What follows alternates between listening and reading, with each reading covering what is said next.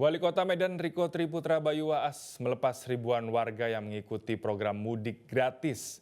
Sebanyak 120 unit bus disediakan untuk mengantarkan 4.032 pemudik ke kampung halamannya. Titik kumpul keberangkatan mudik gratis ini dilaksanakan di Jalan Pulau Pinang, seputaran Lapangan Merdeka, Medan. Pada hari Rabu, program mudik bareng Pemko Medan tahun 2025 melayani 12 kota, kabupaten tujuan dalam Provinsi Sumatera Utara dengan total 120 unit bus. Pemberangkatan pertama dilaksanakan membawa sebanyak 1.969 penumpang. Pemberangkatan kedua dilaksanakan hari Kamis dengan jumlah penumpang sebanyak 2.063 orang.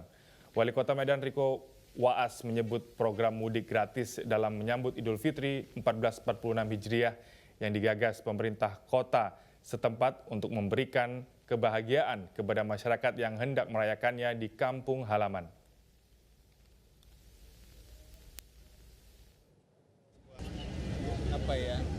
Gerakan dari pemerintah kota yang sudah sering dilakukan untuk bisa memberangkatkan para pemudik dari kota Medan secara gratis.